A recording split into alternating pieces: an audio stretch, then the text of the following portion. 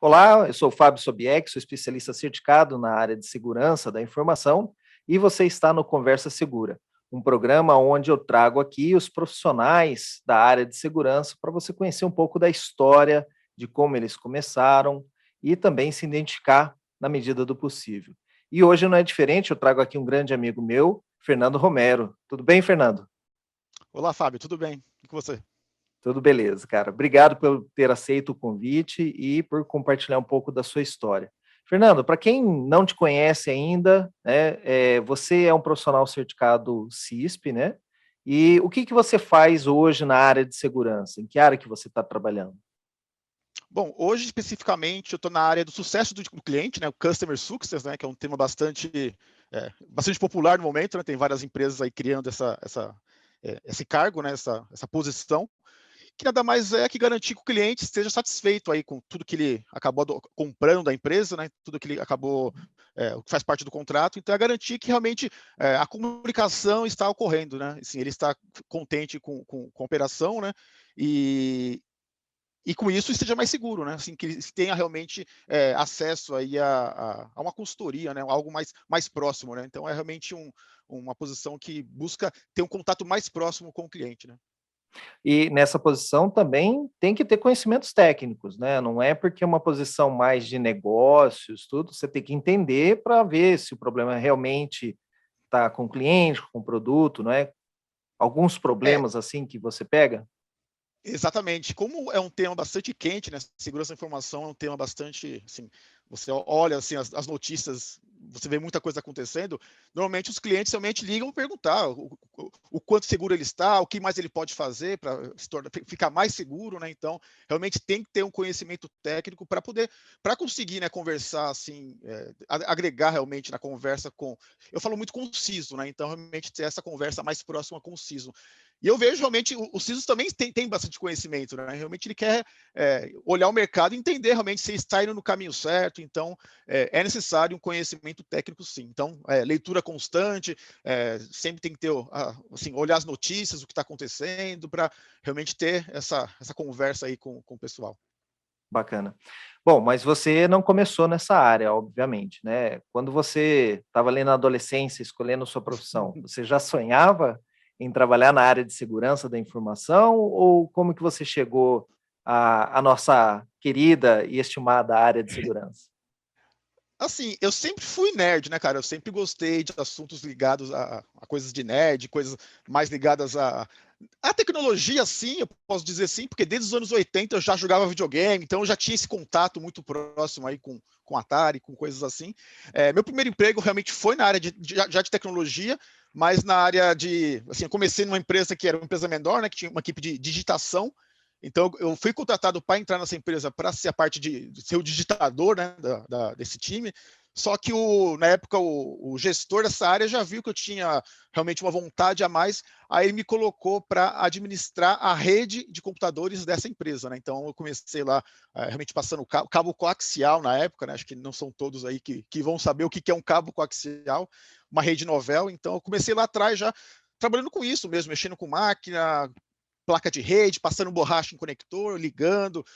Cabo coaxial tinha um problema que se o cabo, uma rede de computadores, né, tinha lá 10, 15, 20 hosts, se o cabo coaxial se abrisse, né, cabo de rede se abrisse, a rede inteira caía, né? Então, tinha que ter aquele troubleshoot, de ficar de host em host fazendo a análise. Então, eu comecei lá atrás fazendo isso, né, nessa área de tecnologia. E depois de um tempo, né, conforme fui caminhando, começou rede TCP, rede realmente rede de cabo trançado, começou a caminhar mais. Aí lá atrás eu comecei a mexer com Linux. Então ali foi o grande divisor, né? De comecei a trabalhar muito com Linux. E quando começou a internet, isso foi lá para 97, 98, não começou, mas começou a ficar mais popular aqui no Brasil, né? Então a gente começou a ter necessidade de ter acesso à internet, a distribuir esse acesso na rede da empresa. Aí lá atrás a gente já percebia que havia um risco, né, de você colocar uma internet dentro de uma rede, né, assim, disponibilizar acesso. E pesquisando na internet, eu descobri lá, na época era o IP-Chains ainda, né, que era uma forma de você conseguir natear IP e fazer distribuição de internet, né, para uma rede interna. Então eu comecei a implantar o IP-Chains lá atrás, lá em 98, 90 alguma coisa, E depois o IPTables, e a partir daí começou a caminhar essa parte de segurança, né? Que uma coisa vai puxando outra. Você vai vendo o IPTables, a possibilidade de construir uma rede, né? Conseguir distribuir uma rede aí para hosts internos para a internet. Aí começa a fazer VPN, aí começa a caminhar e aí vai, né? Mas foi lá atrás realmente mexendo aí com rede novel, Linux, isso foi que eu comecei. Então a minha origem mesmo é rede de computadores. Hoje você mora em São Paulo, mas você nasceu aqui em São Paulo mesmo? Nasci aqui na Moca mesmo, moro na Moca ainda, nasci Aham. aqui, e moro aqui em São Paulo mesmo, né? É Estou porque desde o início. sim, não, é porque o pessoal de fora às vezes fica pensando assim, quem mora em São Paulo, quem nasce em São Paulo tem mais oportunidades, tudo. E você me conta uma história um pouco diferente, né? Que você começou numa empresa pequena, na área de redes e tudo mais, né? Então, nem sempre a vantagem de se morar em São Paulo se reflete também em emprego, né? Depois que você trabalhou nessa empresa de redes, o que você fazia, a parte de redes, para onde você foi depois no mercado? Eu trabalhava nessa empresa, né? Essa empresa era uma rede de lojas de carro, né? Na época eu tinha uma loja e depois foi crescendo, ficou com 10 lojas. Então, eu tinha bastante problema para resolver. Então, eram 10 lojas com diversos hosts em Linux, né? Então, tinha muita VPN, muito trabalho a ser feito, né? Só que lá atrás eu comecei a enxergar que, para mim, eu já estava um pouco, vamos dizer assim, um pouco acima do que a empresa precisava. Então, comecei a enxergar que realmente eu precisava dar o próximo passo, né? Então, eu já tinha Uhum. feito uma faculdade na época, uma faculdade focada em rede de computador, né? Então, eu fiz essa faculdade, uma faculdade de 2 anos, né? Era uma faculdade que para ser tecnólogo, né? Que realmente, hoje quem me pergunta, eu falo, para você entrar rápido no mercado é o melhor caminho, né? Para você realmente Sim. estar pronto para o mercado. Aí eu fiz esse curso, foi bem interessante, e depois disso eu percebi que empresas pediam muito checkpoint, e naquela época eu realmente baixei a ISO do checkpoint, né? Tinha aquela possibilidade de você Uhum. instalar o checkpoint na máquina, e você abria, tinha uma versão, uma espécie de demo dentro da manager do checkpoint, você conseguia realmente criar a rede, criar realmente um ambiente, por mais que não era um ambiente ativo, mas você conseguia Sim. instalar, fazer uma série de coisas. Então eu fiz um lab daquilo, na época um amigo meu me ajudou a fazer esses labs aí já tinha máquina virtual, acho que na época estava começando já hoje é muito comum, mas já estava começando Exato. esse negócio de máquina virtual. Então comecei a montar labs, comecei a fazer teste, e também nesse tempo eu fiz uma pós-graduação voltada para a segurança da informação, fiz lá no IBTA. Para mim também foi Uhum. um grande divisor de águas, que eu conheci muita gente bacana do mercado, pessoas que até hoje eu conheço, que eu mantenho aí contato.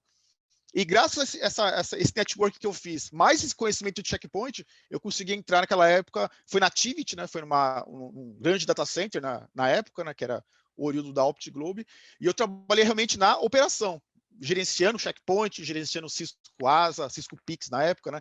Então, Uhum. realmente, para mim, foi um grande divisor que eu comecei a ver aquele mercado corporativo grande mesmo, né? Grandes empresas que eu fazia a gestão, fazia lá aplicação de regra, troubleshooting, para mim foi um grande divisor. Onde eu aprendi muito foi lá na Tivit, trouxe um grande conhecimento para mim, né? O que eu comento muito quando às vezes o pessoal fala assim, eu queria aprender uma certa ferramenta, alguma coisa, e essa é a opção boa, né? Para fazer um lab, agora que tem muitas máquinas virtuais, tem muitas ferramentas agora que estão disponíveis na nuvem, né? O próprio Checkpoint Uhum. também, você pode hoje abrir uma conta na AWS e baixar uma instância, né? Do Sim. Checkpoint na AWS. E a partir daí montar. Então você aprendeu mesmo no hands-on, fazendo Foi, labs. Chegou a fazer foi. algum outro curso fora da especialização, alguma coisa assim específica? Na, na época, eu via que, como estava pensando em ir para uma área de operações de segurança, um data center, algo assim. Na época, eu fiz ITIL também, fiz certificação ITIL, né, que a parte de serviço, SLA, tudo aquilo. Então, eu fiz o ITIL. Para mim, agregou bastante, né? Como eu trabalhava em empresa pequena, pô, eu não tinha SLA, né? O SLA era o dono da empresa Uhum. me ligando, né? Esse era o SLA, né? Eu parei de vender carro lá na localidade tal, então o SLA era esse, então não tinha realmente uma Exato. gestão disso, não tinha nada disso. Então, eu realmente fui ter contato com isso lá na Tivit, né? Que tinha realmente aquela criticidade, níveis de SLA, tudo aquilo. E muita coisa disso eu aprendi realmente fazendo a certificação White, que era bem, na época, ficou bastante popular, né? Você tirar White Foundation, eu tirei, e na época me agregou bastante para entender o que era aquilo, né? Porque não tinha muita Sim. essa visibilidade, né? Então, agregou bastante na época. É bom, né, entender essa parte de processos e tudo mais. O ITIL foi sua primeira certificação ou você tinha alguma outra antes? Na época eu tirei a do Checkpoint, eu tirei acho que CCSA, que na época que era a primeira certificação de Administrator, foi a primeira que eu tirei, foi CCSA, e logo na sequência eu tirei o IT Foundation, né? Então comecei realmente com o Checkpoint, foi a primeira certificação aí que eu tirei, já pensando já realmente em entrar no mercado corporativo de grandes empresas, né?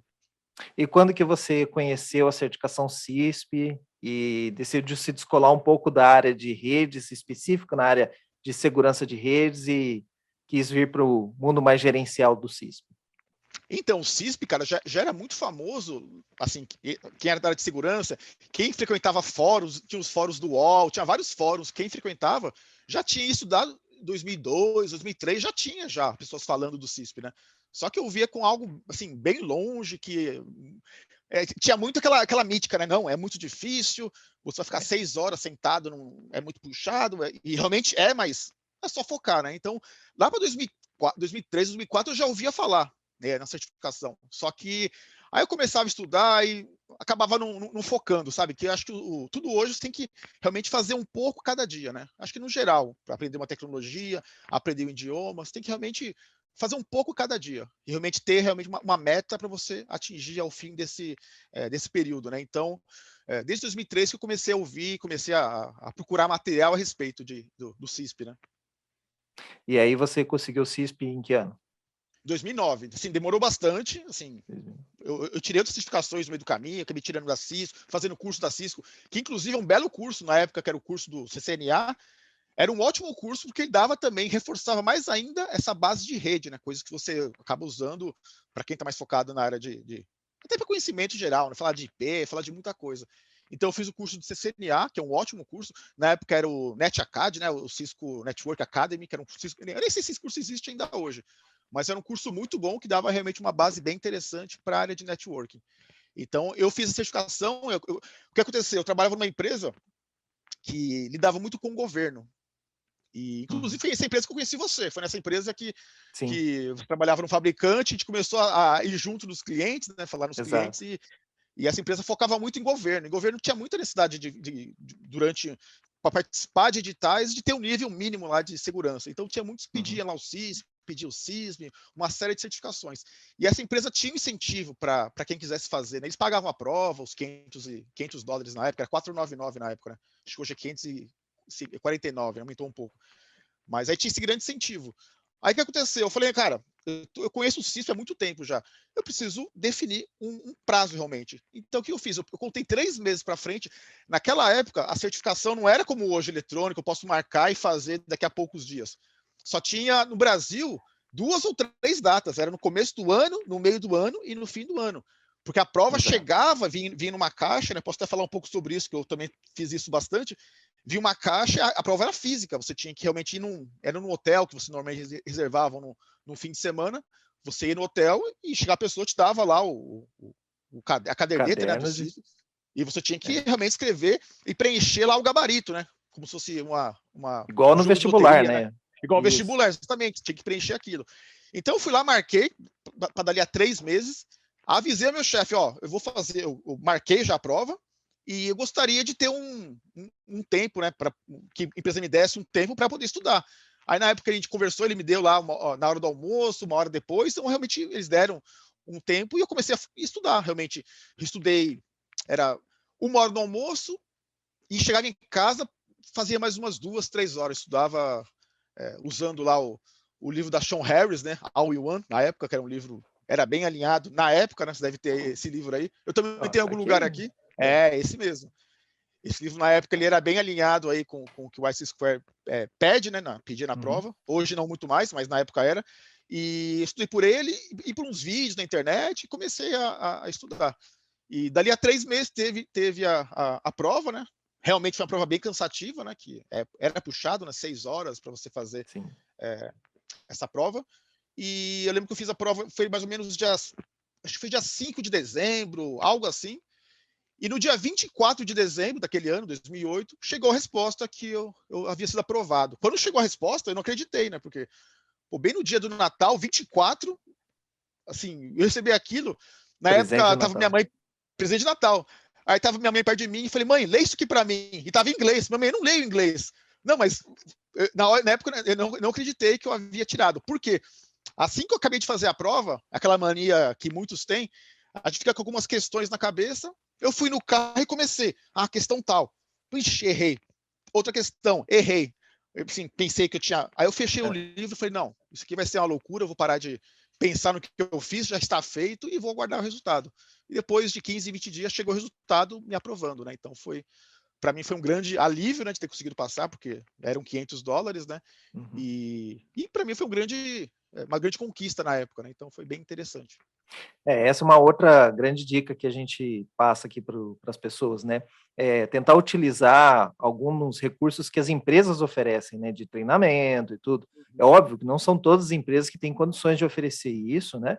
Então a gente tem que usar o que tem, né? No seu caso, você pediu para o pessoal para pagar a prova, ou às vezes treinamento, tem empresas que oferecem, ou no seu caso, você pediu algumas horas do dia ali para poder estudar. Então, a gente tem que testar os recursos que a empresa oferece, né? Eu sei que você até comentou agora há pouco, né, que você foi voluntário da IC Square, né? Essa entidade, o qual a gente tem aqui também o capítulo e tudo mais, que eu já convidei vários dos nossos ouvintes, né, do pessoal que assiste aqui os vídeos. Você, como voluntário da IC Square, que trabalhos que você já fez para a instituição, ou o que você pode falar, né? Que eu sei que tem muita coisa que é protegido por NDA, né? Mas o que você Sim. pode falar de trabalhos que você já fez? Assim, na sequência, no dia da prova, eu vi que tinham pessoas que eu conheci, inclusive, de mercado, olhando, né, passando pelo local do exame, ver se tem alguém fazendo, olhando, né, realmente controlando a prova, né? E eu achei aquilo legal, né? E na época, um amigo meu, que é o Calil, que é um amigo meu que fez aquilo, eu falei, cara, como que você se inscreveu para ser voluntário, né? Aí na época ele, cara, eu posso te indicar lá. E ele me indicou. E depois de um mês, na próxima prova que teve, mandaram um e-mail dizendo se eu queria ser proctor, né? O que é o proctor? Uma pessoa que, durante a aplicação da prova, é quem fica andando, né, para ver se está tudo alguma dúvida, né? Fiscal de Geral, não prova, sobre... né? Fiscal de prova, exatamente. Então eu fui por 2 ou 3 vezes eu fui proctor, e depois disso eu fui supervisor, né? Foi tipo uma carreira que eu fiz. Eu fui supervisor. Supervisor, quem é o supervisor? Era, né, o supervisor, que não tem mais. É o cara que recebe as provas em casa, que vem um baú lacrado, e é o cara que vai no dia lá no hotel, ou no ponto que vai ser aplicada a prova, é quem lidera tudo, é quem vai entregar as provas para as pessoas, vai ler lá as instruções, ao final vai receber essas provas todas, vai embalar e mandar via FedEx. Então, é realmente um trabalho voluntário, óbvio. Mas Na época eles importante, né? Porque se bem você perder as importante. provas da pessoa, Sim, cara, imagina ferrou, o né? tanto de esforço, que está aplicado ali, né? O tanto de Exato. sonhos, né, que as pessoas, estão há muito tempo, né? Querendo, almejando lá aquela certificação, né? Então, realmente é muito importante. E na época eles pagavam com CPS, tinha um voucher da Amazon de tantos dólares lá, mas eu achava legal realmente o trabalho mesmo de participar daquilo, fazer aquilo, né? E eu fiz isso acho que umas 5 vezes que eu fui supervisor também. Aí acabou a prova, né? Começaram os boatos, né, que não ia ter mais a prova, porque virou tudo eletrônico, né? Virou a prova via Que a View ou propósito é bem Coursera, melhor, né? Para os bem candidatos, melhor. né? Sim, inclusive tem algo interessante, como a gente está falando, você tem que preencher lá aqueles papéis, né, os gabaritos lá, como se fosse uma faculdade. Na última vez que eu apliquei a prova, infelizmente, algumas pessoas não conseguiram terminar a tempo. Apesar de ser 6 horas de prova, era conhecido já que você tem que deixar pelo menos 40 minutos para você preencher aquilo, porque é chato, você tem que preencher bem certinho, porque como é feita uma leitura por máquina, então tem que ser bem feito para a máquina não ler errado a resposta, tudo. Então, infelizmente, naquela última prova que eu apliquei, eu tive que pegar a prova de, acho que foram 3 pessoas que não conseguiram acabar a tempo, não conseguiram terminar, e infelizmente acabou o tempo, é a regra, né? Então aí eu tive que recolher essa prova.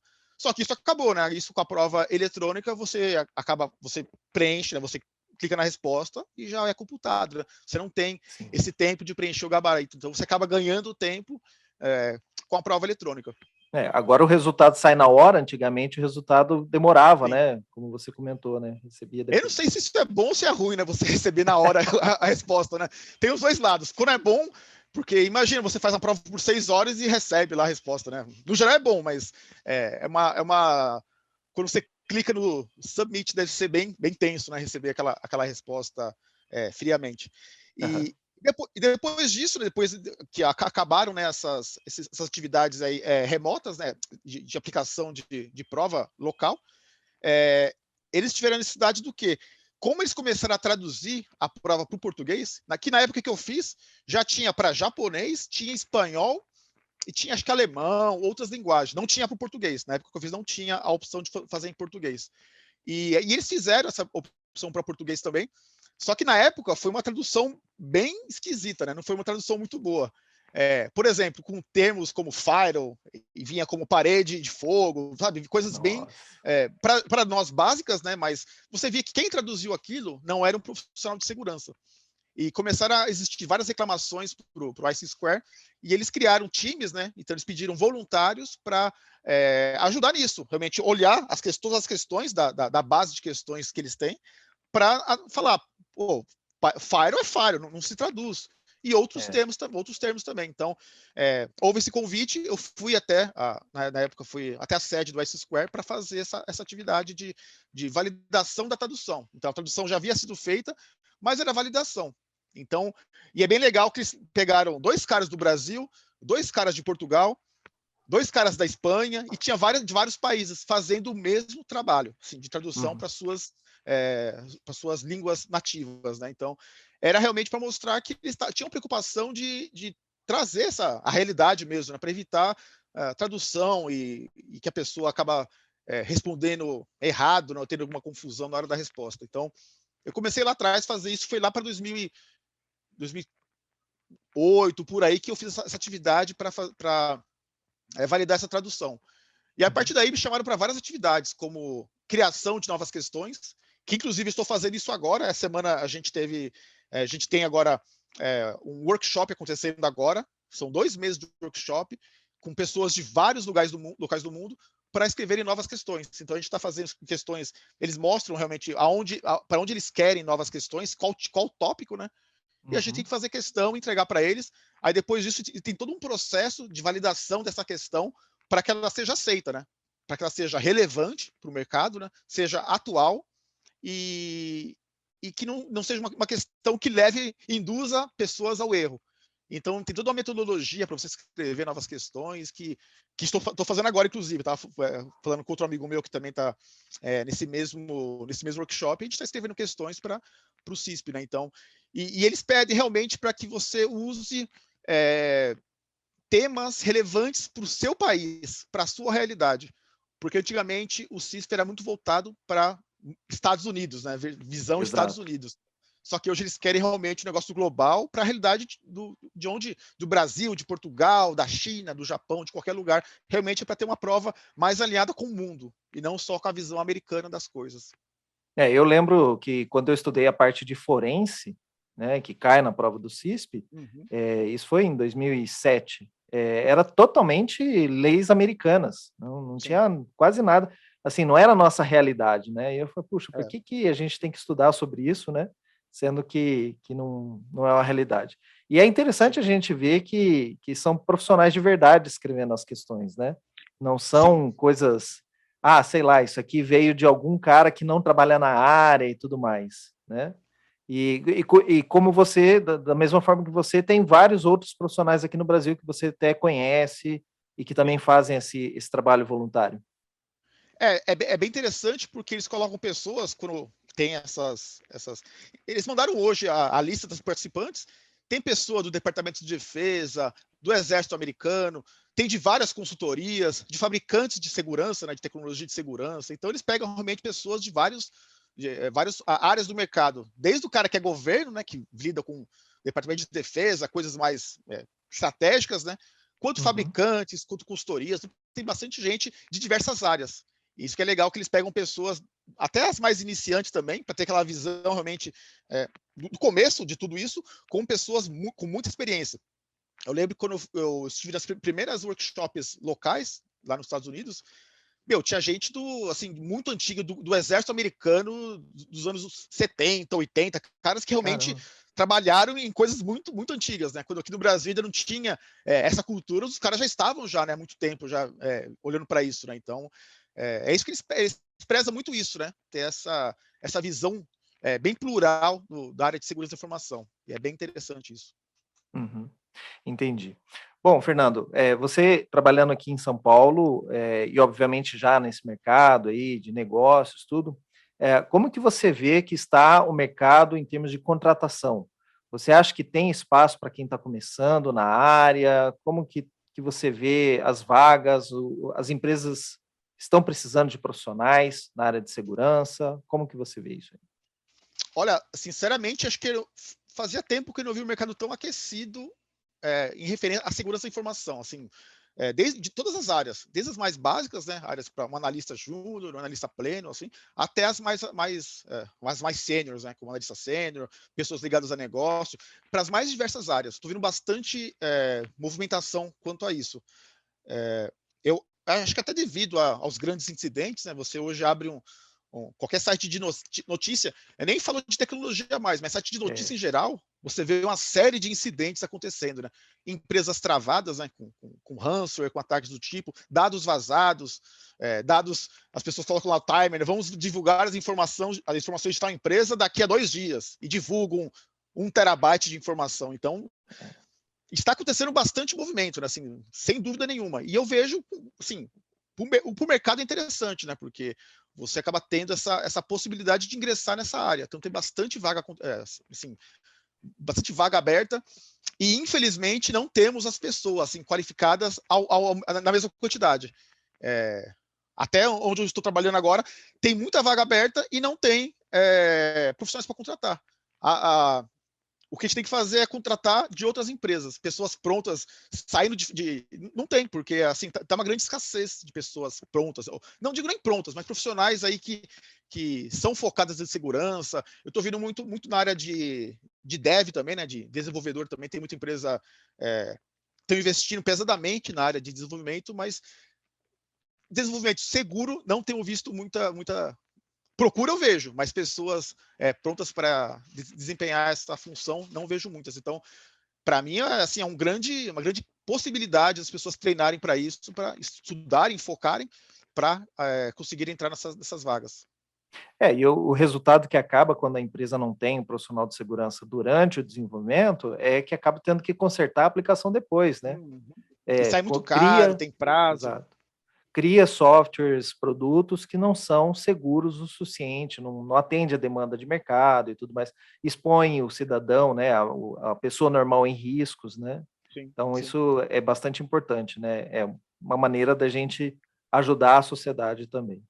Fernando, Sim, sem dúvida. você já trabalhou bastante tempo, né, pelo que você me conta aí, que trabalhava na época de Novell Network, né, que muitos dos que estão assistindo aqui não conhecem, não sabem a mínima ideia, né, sobre isso. De um cara falou para mim do Santa Cruz Operator, né, que é o Unix que tinha antigamente o SCO. Eu falei, cara, faz muito tempo que eu não ouço falar disso, né? Mas você já viu bastante coisa na área de segurança, inclusive você tem que estar antenado por conta desse trabalho voluntário que você faz com a IC Square, de desenvolvimento de Sim. novas perguntas.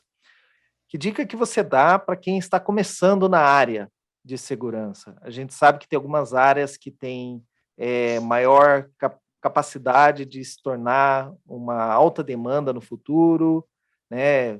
Tem muita gente que me pergunta sobre inteligência artificial na área de segurança, ou a estrela de todo mundo, a maioria das pessoas querem o pentester, né? Como que você vê para quem está começando? Alguma dica de área que deveria focar, ou alguma dica em geral para quem está começando na área de segurança? Dica diária, eu acho um pouco difícil, que eu acho que o ideal é a pessoa tentar entender toda a possibilidade da área de segurança. Por isso eu até falo bastante da certificação CISP, que a certificação CISP dizem que ela é pouco profunda, mas ela é muito ampla, né? Então ele vai te dar visão de muita coisa, né? Eu sugiro para quem vai entrar realmente tentar ler um pouco a respeito do CISP, talvez nem pensando em certificação, mas para entender o mercado como um todo, porque na certificação ele fala de diversos, a parte de aplicação, application security ele fala a parte de rede, ele fala a parte de leis, de normas, de operations, ele vai dar uma visão bem geral do que é a área de segurança. A partir daí, a pessoa pode realmente focar onde ele tem mais facilidade. Ele pode entrar realmente com o DevSecOps, ele pode entrar numa área de desenvolvimento seguro, por exemplo, que é um cara de segurança mais focado em dev, né, em desenvolvimento. Ele pode entrar num SOC, realmente, no MSS, inicialmente lá analisando o chamado, então ele pode caminhar nessa área também. Então tem muita área para tentar fazer uma carreira, né? Inclusive, você pode até começar em um lado e migrar para outro, isso aí não tem nenhum problema. Verdade. Só que e hoje tem muita informação disponível. Você abre o YouTube hoje, você tem muita informação. Canais como o seu mesmo tem muita informação, onde a pessoa pode ter uma ideia do que um pen tester faz. Às vezes tem aquela visão romântica, né? Você é um hacker do bem. Pô, legal, cara, mas prepare-se, tem que estudar muito, tem que estar muito além, assim, tem que realmente pensar com a cabeça de um atacante real para você conseguir. E o que esses caras fazem? Eles estudam muito, né? Então, realmente, você tem que procurar ler bastante, se informar bastante para conseguir direcionar a sua carreira. Assim, informação tem de sobra, né? Realmente, a questão é focar, de repente, no básico, né? Na parte de desenvolvimento, em redes, para aí começar a direcionar a sua carreira para as áreas mais quentes, né? Que são várias hoje.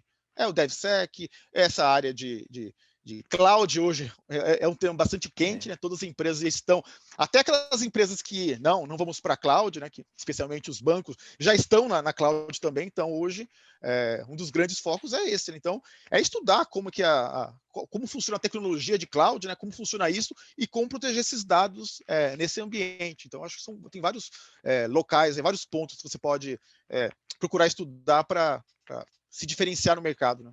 Mas, de novo, eu continuo focando. Uma certificação como o CISP, ela não vai te garantir que você vai conseguir lá um emprego, mas vai garantir que você tem uma base, você tem aquele conhecimento básico para ingressar numa empresa. Bem dito isso, cara. Por exemplo, eu já cheguei a estudar os livros do CSSLP, que é a certificação de software seguro. Isso. Mas eu não tenho vontade de fazer essa certificação porque eu não trabalho com desenvolvimento e tudo mais. Mas é sempre importante estudar ou alguma coisa assim, né? Então, mesmo que o cara não pretende ou não tenha os pré-requisitos para o CISP, né? É interessante ele estudar para ver todas as áreas e tudo mais, né? Realmente entender como tudo funciona, aonde tudo se encaixa. Aí você pode pensar, isso aqui pode ser uma área, eu gosto de fazer isso, e eu vou seguir por essa área. Então, hoje, informação é o que não falta, né?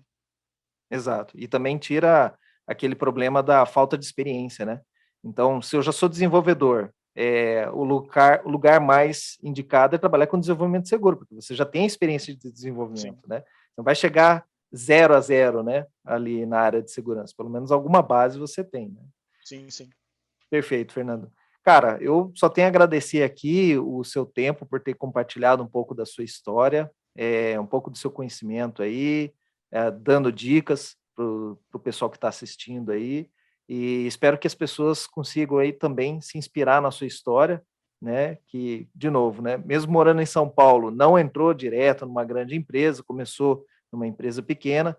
Muitas outras pessoas que estão fora de São Paulo podem começar a sua área de segurança em empresas pequenas, né?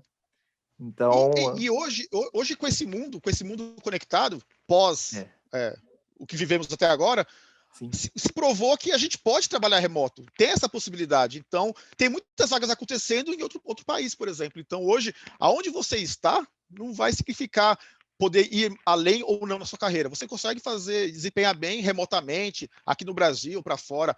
Obviamente, né? Um negócio que eu sempre falo, falar inglês é tão importante quanto uma certificação. Que você vai ter acesso ao material e você vai ter acesso a outros empregos também. Então, o inglês é imprescindível nesse mundo, né? com certeza. Beleza, Fernando. Obrigado, então, mais uma vez aí por ter atendido o meu pedido e por participado aqui do Conversa Segura. Obrigado a você. Até mais.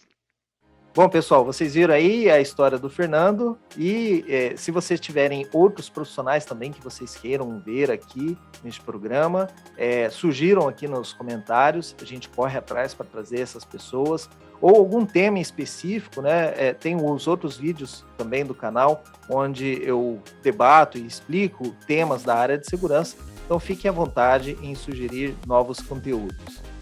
Muito obrigado pela sua audiência, pela sua paciência aqui com a gente e, como sempre eu digo, fiquem seguros.